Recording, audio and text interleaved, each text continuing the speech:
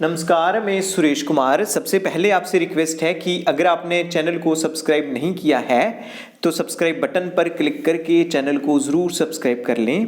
तो आज हम बात करेंगे कि 15 मार्च को जो आंगनवाड़ी वर्कर्स हैं उन्होंने कौन कौन से जो असाइनमेंट्स हैं वो कंप्लीट करनी है, वो जो टास्क हैं वो पोषण ट्रैकर में ज़रूर कंप्लीट होने चाहिए। तो सबसे पहले आप एक बार अपना जो आपका डैशबोर्ड है पोषण ट्रैकर का उस पर ज़रूर विज़िट कर लें। जैसे हम यहाँ पे देख रहे हैं कि जो होम विजिट्स हैं ये कंप्लीट हैं और ड्यू नील है और ग्रोथ मॉनिटरिंग आपने देख लेनी है। तो 15 तारीख से पहले पहले जो होम विजिट्स हैं जो कि ड्यू हों वो 100% होने चाहिए, 100% होने चाहिए। और जो ग्रोथ मॉनिटरिंग है वो कोई पेंडिंग नहीं होनी चाहिए, क्योंकि जो इंसेंटिव्स मिलते हैं या मिलेंगे, अभी आपके माइंड में आ रहा होगा कि अभी तक तो इंसेंटिव पोषण ट्रैकर के मिले ही नहीं है, तो ये ज़रूर आपको मिलेंगे। आप लेट मिल सकते हैं लेकिन ऐसा नहीं हो सकता है कि आपको इंसेंटिव नहीं मिले।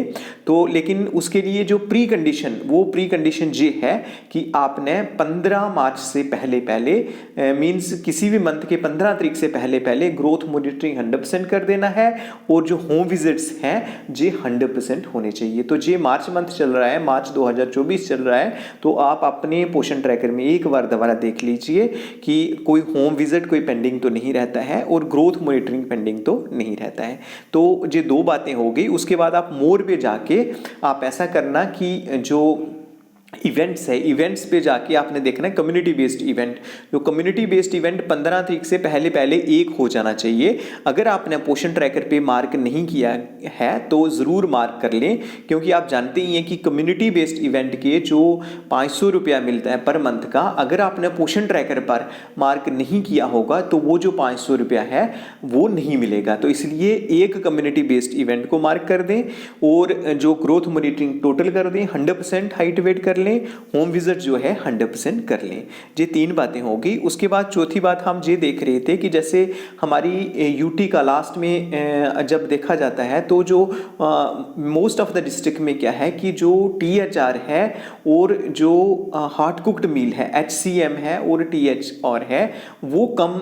हालांकि जो इस समय न्यूट्रिशन अवेलेबल है, जो फ्लो ऑफ फंड्स था वो दिसंबर मंथ से ही जो फंड्स हैं वो अवेलेबल हैं, लेकिन अभी भी हम देख रहे हैं कि जो जहाँ पे पोषण ट्रैकर पे जो THR है, जहाँ जो हार्ड कुक्ड मील है वो फिलअप नहीं हो रहा है, तो it is cause of concern. तो इसीलिए सभी को चाहिए कि अगर आप THR देते हैं तो THR पे क्लिक कर दें।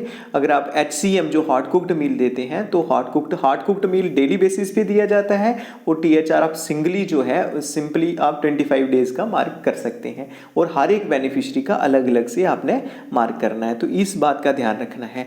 तो उसके बाद ये जो एक्टिविटीज़ हैं ये पोषण ट्रैकर पे आप ज़रूर मेंटेन कर लें। उसके बाद अगर हम देखें, अभी भी देखते हैं कि जो आधार वेरिफिकेशन है वो 100% नहीं है।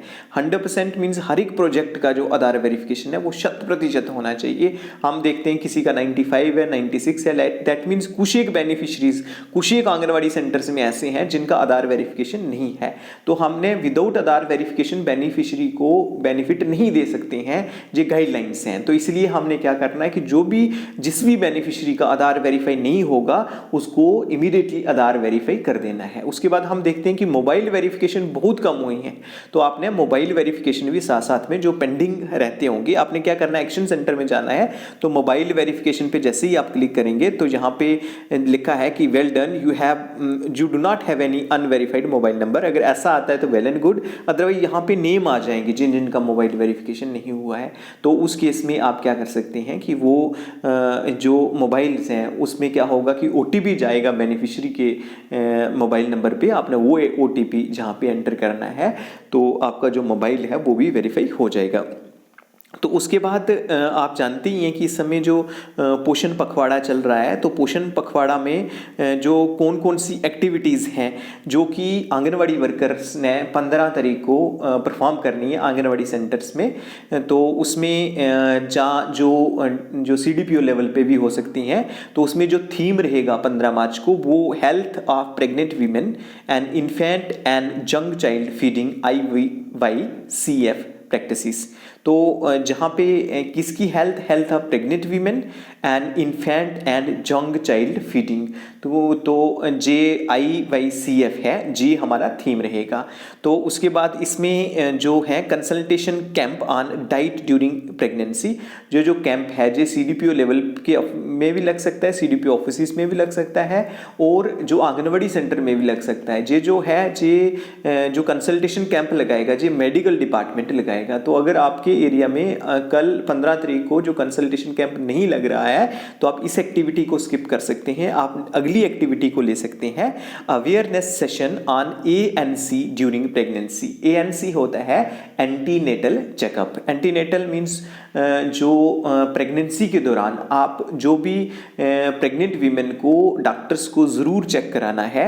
तो एंटीनेटल चेकअप जो है मिनिमम 3-4 जो एंटीनेटल चेकअप है वो ज़रूर होने चाहिए, फर्स्ट ट्राइमेस्टर में, सेकंड ट्राइमेस्टर में और थर्ड ट्राइमेस्टर में। जो एंटीनेटल चेकअप है जो प्रेग्नेंट लेडी है उसको ज़रूर जो है गायनोकोलॉजिस्ट के पास ज़रूर चेक कराना है। आपने यही अवेयरनेस कैंप में बताना है। जो आपकी कम्युनिटी मेंबर्स होंगे, जहाँ जो प्रेग्नेंट लेडीज़ होंगी या वहाँ पे जो महिला मंडल की जो सदस्य होंगी उनको बताना है कि पूरे लोगों को सेंसिटाइज करना है कि जो एंटीनेटल चेकअप है वो ज़रूर करवाना है। क्योंकि वहाँ पे जो गायनोकोलॉजिस्ट हैं वो देखेंगे कि कोई जो फीटस है उसमें कोई प्रॉब्लम तो नहीं है, वो क्या नॉर्मल है। उसके बाद क्या जो प्रेग्नेंट लेडी है उसको वो एनीमिया के शिकार तो नहीं है, क्या वो मॉल नरिश तो नहीं है। अगर एनीमिक है तो उस केस में जो iron and folic acid tablets वगैरह दी जाती हैं और जो सप्लीमेंट्स जो हैं प्रोटीन्स के या विटामिन्स के वो जो हैं वो दिए जाते हैं। तो इसलिए ज़रूर हमने जो प्रेग्नेंट लेडी है उसको चेक कराना चाहिए। इससे क्या होगा कि हम देखते हैं कि हमारे इंडिया में, हमारे भारत में जो मैटरनल मोर्टिलिटी रेट है ज़्यादा है as compare to the western countries. जो USA है, फ्रांस है, रशिया है, वहाँ पे मैटरनल मोर्टिलिटी रेट जो माँ का, मदर का मृत्यु दर है वो कम है, इंडिया में ज़्यादा है, भारत में ज़्यादा है। तो सरकार का यही विज़न है कि जो मैटरनल मोर्टिलिटी रेट है, जो मदर का, माँ का मृत्यु दर है वो कम होना चाहिए। तो वो ऐसे ही कम होगा अगर हम जो एंटीनेटल चेकअप रेगुलर बेसिस पे करवाएंगे तो उस चीज़ पे कुछ हद तक जो है वो कंट्रोल कर सकते हैं। तो ये जो 2 एक्टिविटीज़ हैं जी आप आंगनवाड़ी सेंटर्स में परफॉर्म कर सकते हैं। तो आपसे दोबारा से रिक्वेस्ट है कि जो भी आप एक्टिविटी परफॉर्म करें वो पोषण जो जन आंदोलन डैशबोर्ड है उस पर ज़रूर अपलोड कर लें। तो आज के लिए इतना ही था, धन्यवाद।